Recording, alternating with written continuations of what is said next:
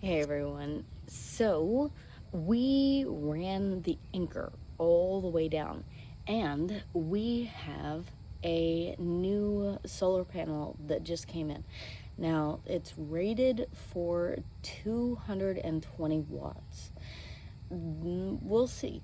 Um, we do have mostly clear skies. It is first thing in the morning. So while we are at the pool, I'm about to set this bad boy up and we're going to see how much of a charge we can get through the day, which will tell us moving forward. We'd really like to go someplace like Enchanted Rock, but it has no electrical sites. So we need an alternative.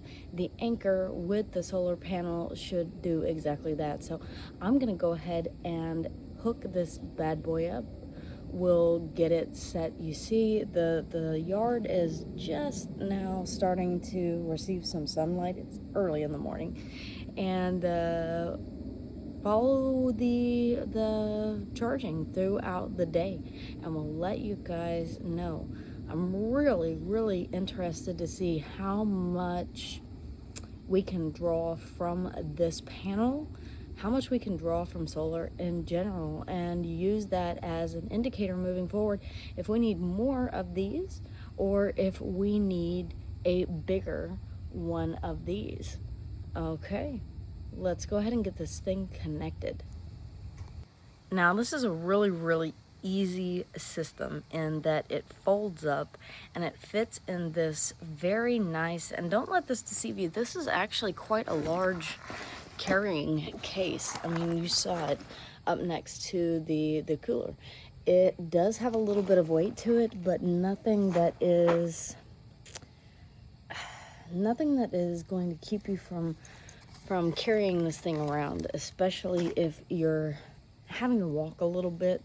The dongle here has every different kind of connector that you might need. The one for the SOLIX is very easily recognizable. And then this folds out into multiple parts. And this is new, so this is fiberglass. It's not glass. So it's easily foldable. It is completely water resistant. Even these that hook into the back of the solar panel are completely water resistant. It has an IPV, no, anyway. Okay, so these are absolutely waterproof, as are the solar panels. And unless you're just bouncing on these guys, it's not one of those very breakable.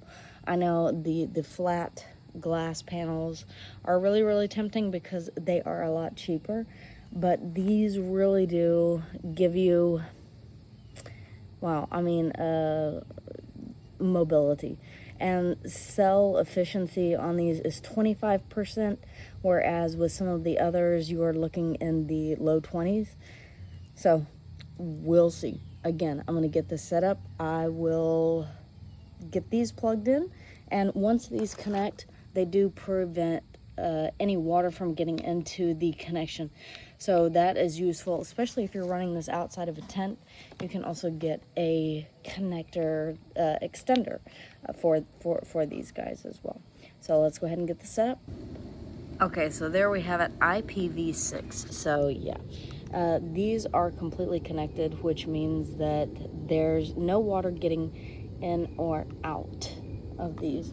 So if you have to endure a bit of a brief rain shower, now I've got this really on a sharp incline here, and you can move these so that you can get, again, very lightweight. They kind of thought of everything for backpacking, for hiking, or for whatever it is that you need. I'm really interested to see just how much we can capture while the declination is low. So I've got these at a really steep, deep angle here to try and catch the sun. And I do see that we've got 11 watts that are that are being drawn right now. 1%. And do keep in mind, this was dead, completely dead. So we'll let this charge all day and see if it can keep up with our consumption needs. Now, this is one of those products that you can daisy chain. So it is already proving that it works. We just need to see how long, based on a 20 volt or car charger, whether or not this can continue to charge all day long, capture some rays. Right now it's in a bit of shade. There's some clouds passing, you see. And then the sun hits it. And I do have the app for the SOLIX, which makes it easy to, while I am out at the pool today, to keep an eye on how this thing is charging and performing.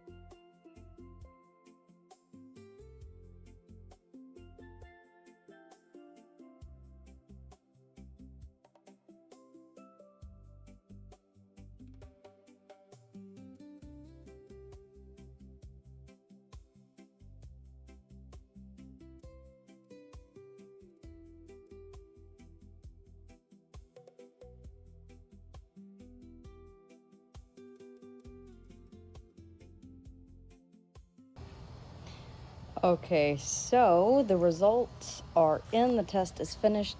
It is about 7 o'clock tonight. We're getting about 6 kilowatt hours, which is not a whole lot. So I'm going to go ahead and end the test.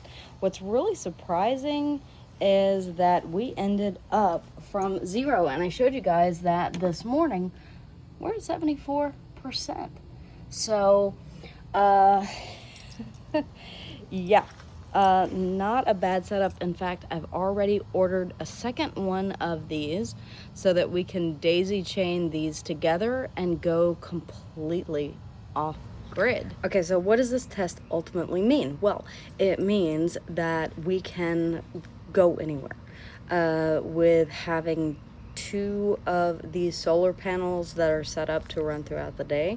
No matter what we do end up running throughout the day with the Anker C1000, I believe is what we have, C2000. Yeah, we can consistently use electricity and then at the same time generate electricity too, while we're using what we need to. So I wanted to go to Enchanted Rock. It's a little ways away. It's primitive camping only. So having something that can run an air conditioner, especially here in Texas, is going to be super important.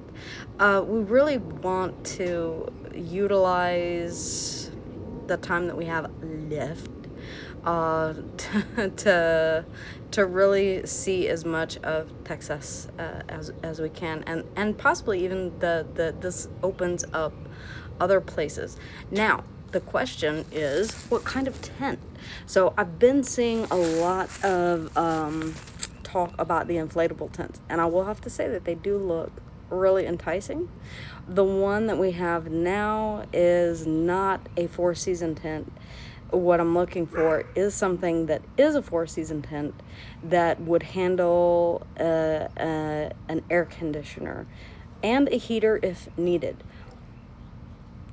Having these, having this option here to daisy chain these two together and basically have around 440 kilowatt hour solar available. Now I will say that it only got up to, and it was direct sunlight, and we maxed out at, I believe it was 170.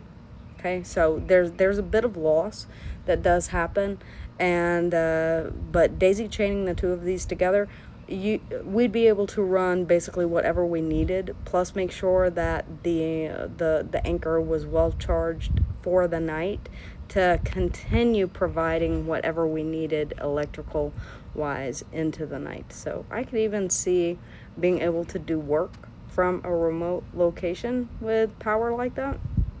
I don't know. Let me know, guys, in the comments what you would consider to be a good glamping tent. Something that, like I said, I'm really interested in the 4-season tent. I'm really interested in the inflatable tents. I'm just not entirely sure I'm willing to commit to that price point. I know I would like it.